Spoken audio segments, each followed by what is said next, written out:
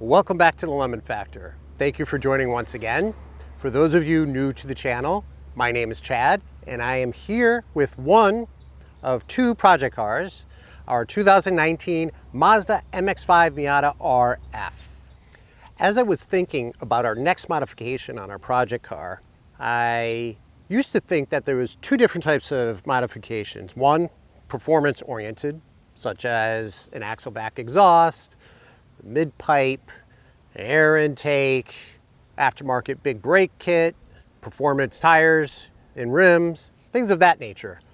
And the second type being more of cosmetic, aesthetics, things like the vinyl racing stripes we have in the car, wrapping the car, doing some LED lights in the front. I think there's a third. I don't think it's necessarily a performance modification. I don't think they're cosmetic. I think they fall somewhere in between, so a hybrid of both. So that hybrid modification, a little maybe performance, a little aesthetics, would be the aftermarket steering wheel. And I have to say, by far, easily, this is my favorite modification to date. And after I upgraded the steering wheel, which if you're interested in seeing the install or aftermarket steering wheels that are available for this car, I'll leave a link in the description below. But after I installed this, it was perfect. Is it a performance modification? Arguably, I think it is, because I feel like even when driving in a school zone at 20 miles per hour, I get the sensation that I'm still in a sports car, and I love that. I love that. So I'm going to see if I can give the steering wheel some competition in my mind as far as modifications we have installed on this car. The next modification we're going to take a look at is an aftermarket shift knob. Now, in the past, I would have never considered changing out the shift knob. However, a little while back, I did a review on a fellow Mazda Miata enthusiast car, and on his car, he had an upgraded shift knob. If you're interested in seeing that review, I'll leave a link in the description below. But I was amazed in driving his car how much I really enjoyed the shift knob. A simple unscrew the shift knob, put a different one on, made a huge difference in my mind.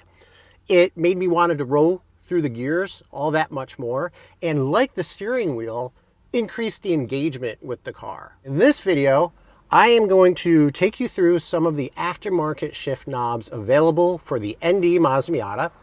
I am going to discuss some of the features in shift knobs that I am going to take into consideration. Hopefully it'll be helpful for you if you're considering upgrading.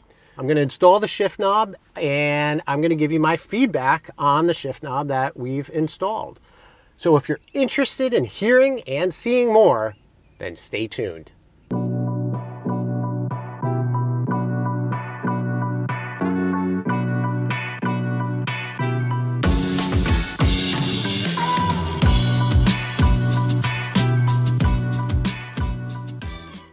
So let's go through some of the aftermarket shift knobs that are available for the ND Mazda Miata.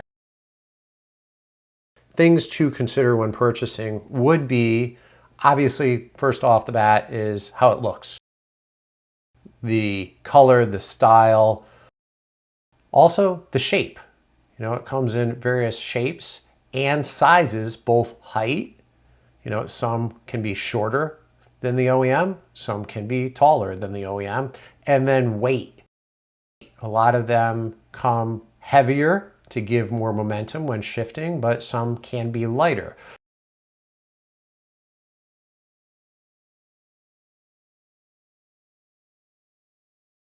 One reason why I want to bring your attention to this website is I think it has a really good install guide. So while I'm not going to go through an in-depth install, for the most part, it's pretty straightforward. If you're looking at trying to install a shift boot retainer, this kind of goes through the idea of how to install that.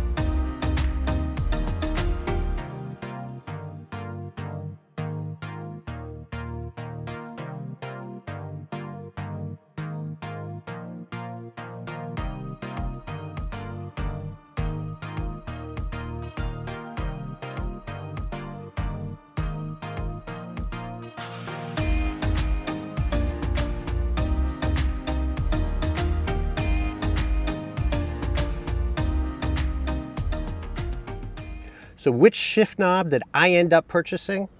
Let's take a look. I purchased the Raceseng Contour in brushed nickel. And why did I purchase the Contour?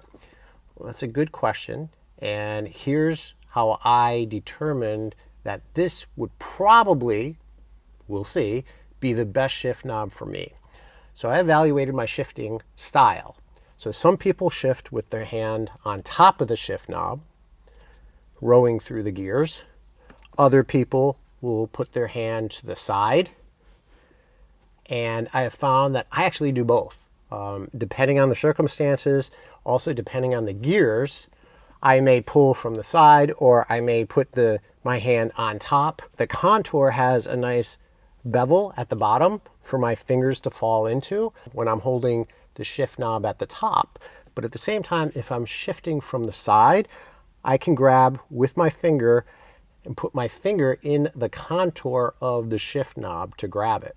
So let's take a look at what's in the box. And I'll start off by first showing you here, down here, you'll break the seam to be able to open it, but within this flap, there's actually a magnet that when you close it, I don't know if this will come across in the video, but it magnetizes itself closed again, which is kind of neat. Makes you not want to throw it out. So we have the nice foam protective with the R for racing.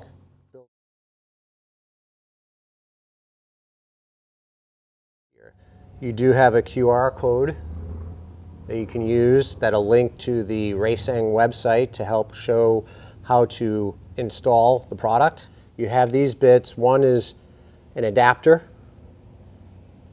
and here's the shift knob itself. This is substantial. It's amazing how small, but yet how heavy this is. Comes in a nice silk bag with the Raceseng logo and name on it. And here is the Contour. Again, this is the Contour in brushed.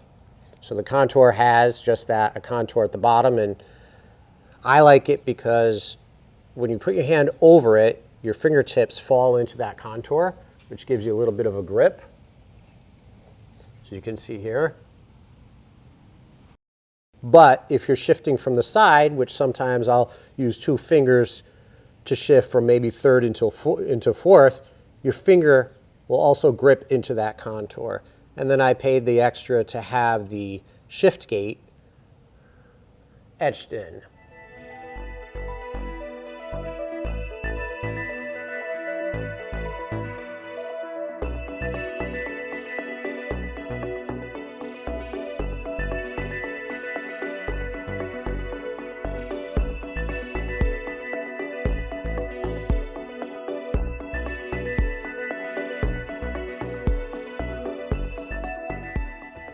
So the first thing we need to do is remove the OEM shift knob, and you do so by simply twisting it off counterclockwise.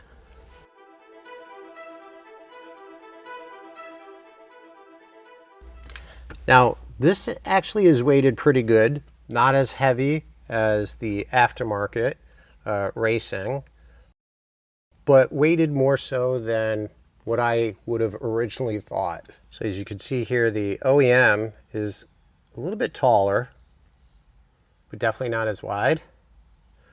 And the weight difference is noticeable. Look inside here, you can see the threading in the OEM. And then the larger threading in the Raceseng. You'll screw this into place, tighten it down, and then screw this on top of it.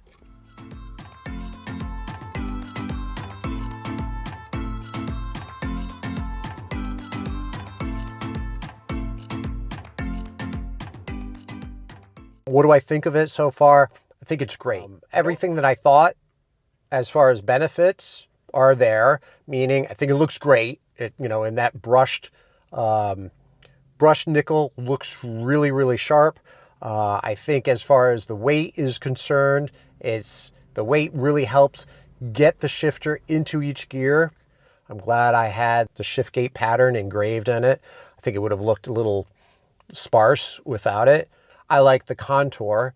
My fingers, if I am holding it from the top, the fingertips do fall into that contour, which is a nice feeling. And then if I'm shifting from the side, as I thought, my, whether it's the ring finger or the middle finger does grab into that contour to shift. Like I said, I didn't install the shift boot retainer. That's an option. That's an accessory. I did that because I want to see if you really need one or not. I did purchase it. I have it. There's just a tad of play. I don't know if that'll start bothering me over time, and I'll go back and install that. But for now, it's not much at all. I've seen a hell of a lot worse. So if you're questioning, it's not a lot. It wiggles a little bit, but you can do without. As far as the install, you just use the adapter, screw and secure the adapter on, and then screw the shift knob on to the adapter. It's not cheap. There are cheaper shift knobs out there as we went through. I'm happy with it. With that said, I think we're done for today. If you like this video, please give it a thumbs up. Thank you for joining, and until next time.